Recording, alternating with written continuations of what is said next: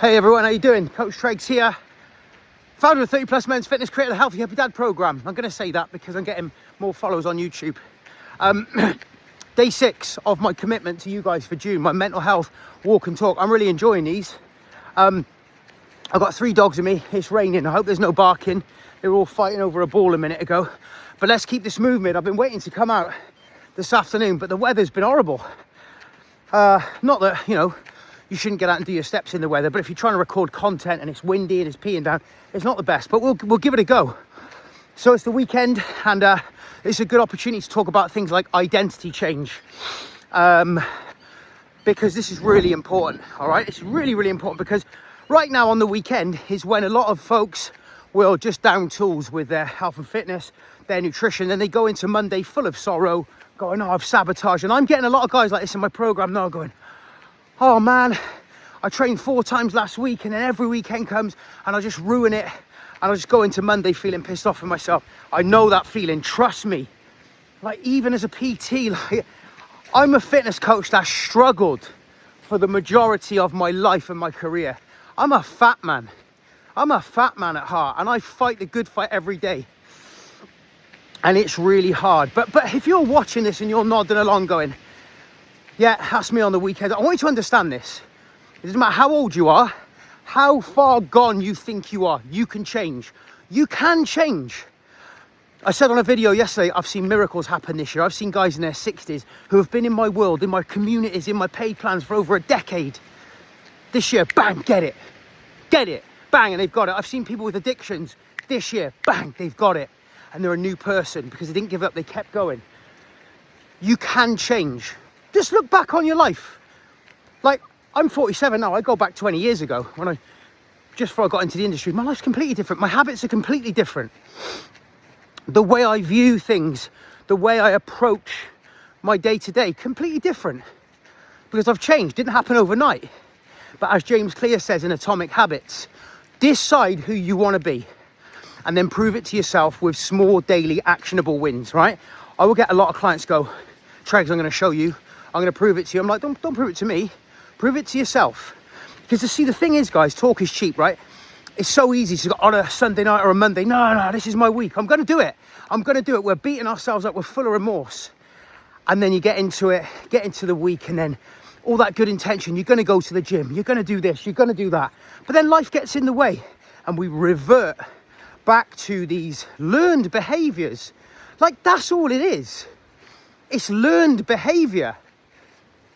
We say we want to change, but these behaviors are so ingrained in us. Where do these learned behaviors come from? Well, that's a great question. I'm glad you asked. I learned this in CBT therapy. Yeah, I had CBT therapy back in 2015 because I was just self-sabotaging all the time when my kids were young. I wasn't getting any sleep. Food was my thing. Always has been, always will be. I love my food, right? We're conditioned. We are a product of our environment. Okay, we pick up habits from our parents, our friends, our loved ones. That's just the way it is. But this is the great thing. When you realize that your behaviors are learned, and it might be the norm in your house, it might be the norm in your circle of friends, but it's not the norm for other people. Okay, so when you're looking at other people and you're like, let me now, like, this person just gets it. How do they stay so fit? Their environment is probably set up for them to win. They've either done the work on themselves, they've either done the work on themselves, or they've never had a problem with it, you know, because they've not had that conditioning where it's the norm. Oh, long day at work, beer. Oh, you know, you're in a family who just gets 3 takeaways a week. That's what we do. You know, I remember a couple of years ago, you know, we had a friend of one of the kids over to dinner. When he finished his dinner, he went, right, what's for pudding? Now, we've never done pudding in our house. We just don't do.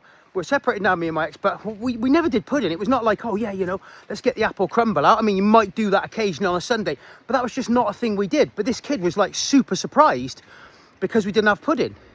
And it just shows that was a norm in his house. There's no right or wrong. I'm giving you an example. That was a norm in his house. I'll give you another example, right? My dad is very unwell at the minute, but this isn't the point, right? When he moved in with me and my ex in 2017, he very rapidly started to do a Sunday dinner for us all. I think it was his way he wanted to contribute, right? No word of a lie. So one Sunday morning, he starts preparing about 11 o'clock. He's cracked a beer.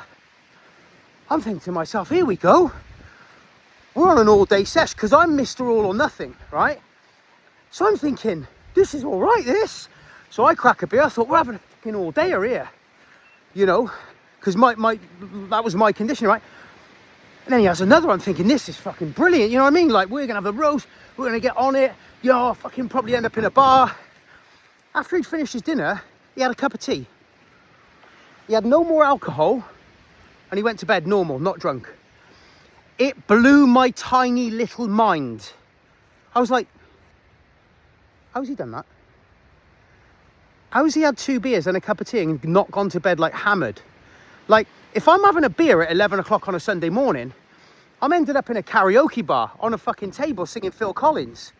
Because that was how I was. Like, you know, it was like, my mum, love her to bits. She likes to drink.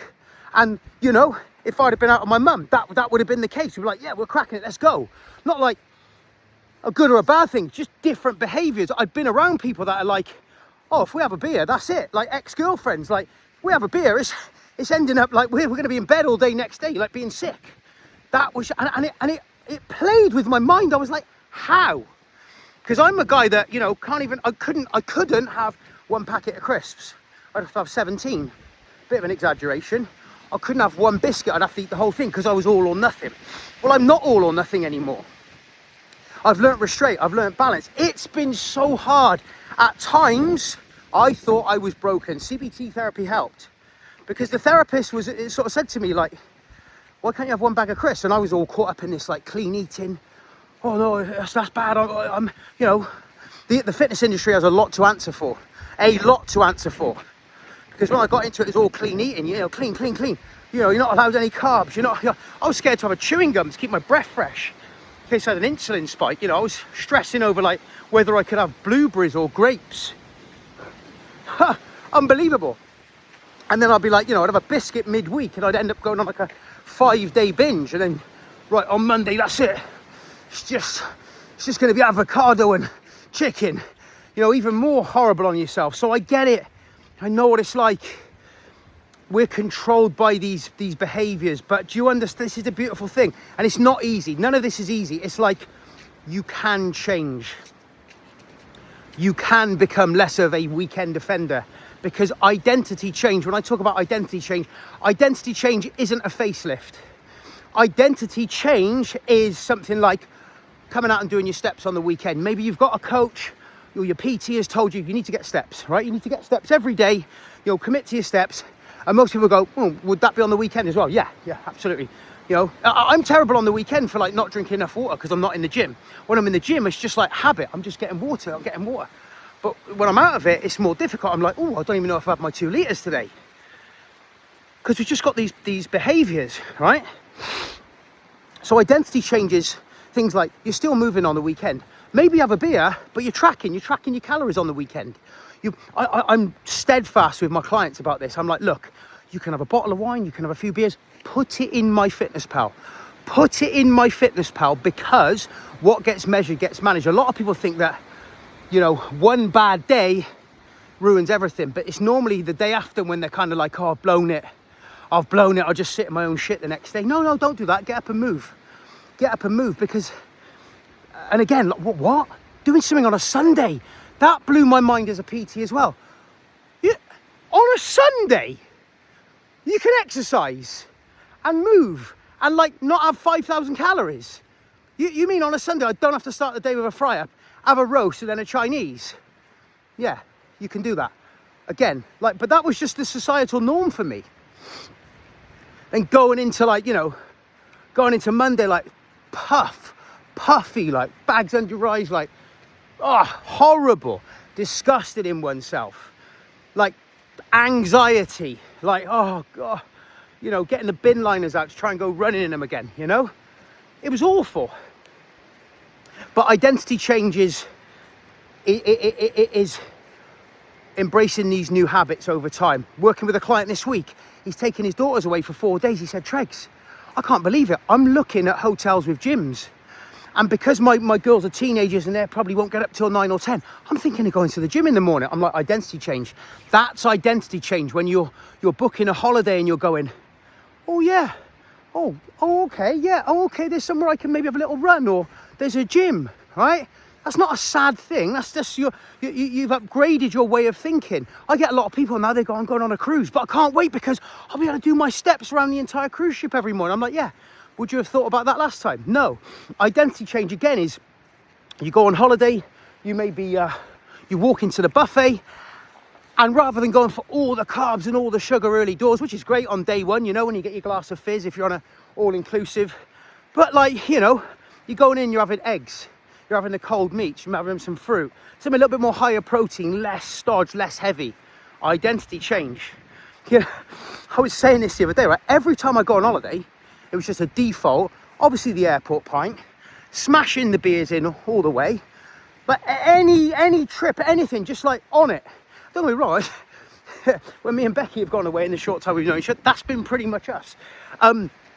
But it was just like such a go-to. It was like, what do you mean I can't get on a plane and not have like 6 pints in the bar before, and then wake up, you know, in midair, like puffy, like, you know, whack a stone on the plane, do you know what I mean? It's like, what? But now it would be completely different. And that's just not, oh, look at me. That's just like, you can do the work on yourself and you can change, but it's hard. You know, staying the same is hard. Change is hard. You just got to choose your hard, right? But again, it's those small habits repeated over time. That's what I say to the guys in the program. Look, don't go missing on the weekends. If you have higher calories, factor it in, put it in your spreadsheet, pull them back. Because nobody wants to go into Monday like, I've done it. Even as a PT, like, oh, like going into the gym with big imposter syndrome because like I've just smashed the arse out of it all weekend with crap food, drink, and then you're going in going, like the negative self-talk, the dialogue, like, who do you think you are as a PT, charging what you're charging? You know, other people probably looking at you, and it's horrible. And the thing is when you don't change, doesn't matter, no matter what you got going on in your life, if you feel shit, you feel shit. You can't escape this body that you're in. You can't. And the great thing is when you do decide to change, it's not about doing it all at once. It's just about being on the trajectory. You try and do it all at once. I've seen it. Guys hit it hard Monday to Thursday, and then by Friday afternoon, they've reverted back to type because they've gone too hard. Poco a poco, small actions repeated over time. Then all of a sudden, it's like, you know, you're going for a walk on a Sunday. You're doing different. I set up my live kettlebell workouts back in 2017 because my kids had not slept for years, and I got into such bad routine of just self-sabotage on the weekend with food and drink. I said that when they do sleep, I'm going to get back to it. But it wasn't enough. The fact that we were getting Holly, the fact that we were getting a good sleep, wasn't enough. It wasn't enough at all. I had to have things in place. So I started to have a live workout on the weekend because I needed that commitment. I needed that accountability. I had something in place to stop me going wayward. You know, I'm a big fan of keeping it moving on the weekend. Again, I'll always say it's not like a 5 a.m. alarm running up a mountain doing a nice bath. It's just like having a commitment. I keep those live workouts going. Sometimes I get a handful of people. Sometimes it's less. Sometimes it's more. I'm doing them for myself anyway because I've built that system, and I want to go into Monday feeling good. So many people are going into Monday feeling like death due to their weekend behaviors, and it's that all or nothing which just ruins you. It ruins you mentally, you know. I said recently, you know, we had the bank holiday here in the UK. The weather was piping, and it was such an opportunity to go out in a blaze of glory, you know, get steaming, eat shit every day. And I was saying to one of my clients, like, gosh, that would have been, oh, imagine you kick the arse out of it for 4 or 5 days. Then you go to work on the Tuesday, full of dread, full of remorse. I've been that guy. It's hard. It's hard, and it affects you mentally. You know, again, your nutritional and your lifestyle choices are affecting you mentally. I don't care what you've got going on in your life, right? That will affect you mentally. You could have millions of pounds in the bank. I've met people, millions in the bank. Tregs, I got no energy. Tregs, I can't sleep. Tregs, I want to nap in the day. Oh, fuck it. I feel like shit. I can do anything I want, but I feel like shit because they've neglected their health. They've got to a weekend and they've gone, sod it. I was that guy, guys. I was that guy for so many years. Going into Monday, absolutely hating myself because of my choices on the weekend. And this is a great thing. It's all a choice. You decide how you get to show up. And I will finish up soon. But I want you to understand this, right, guys? You only have to get on the right trajectory. You're not going to turn it all around in one day. That's the beautiful thing. It's the people that are totally off the, I don't like to use the word off the wagon, but totally off any kind of health and fitness path that will set the most harebrained and demanding expectation on themselves, right? It's like, I've been that guy. It's like not doing anything. So like, I'm going to do this, I'm going to do this, I'm going to do this. I've seen people come into my plan and I try and set them up a couple of habits in my app. And remember this one guy coming in, I want 10 habits. I was like, bro, you ain't going to jail. Like, this ain't a prison sentence. Like, you don't need to go straight into 20 minutes meditation in the morning, intermittent fasting, protein only, 2 meals a day. You know, mate, I've seen your stories for the last month. You've been in the boozer. Like, ease in, get on the trajectory. Problem is, we want to do it all at once. When you commit to a healthier lifestyle and you don't put a time frame on it, it's just like, I commit to being a healthy person. What would a healthy person do right now? Ask yourself that. That will set you free. This is stuff I'm trying to do with myself at the minute. I've got some big goals, guys, for Healthy Happy Dad. I've got some big goals for the future, and I'm going, what would Tregs at this health and fitness do? What would Tregs with a six-pack do? What would Tregs making this amount of impact? How would he show up? How would he behave? Would he not do his steps because it's raining? Would he down tools because his dad's ill? Or would he keep going and showing up? That's the message for you today, guys. Quite poignant because it's the weekend. You get a choice. You might be watching this absolutely kicking the arse out of it on a Saturday night. That doesn't mean you have to get up and do the same on a Sunday. That means you can get up, you can move, you can jazz and groove, you can get hydrated and go into Monday feeling normal. I've been Coach Tregs. You've been the best. Listen as well, if you're new to this page, give me a like, give me a subscribe, and I'll see you tomorrow.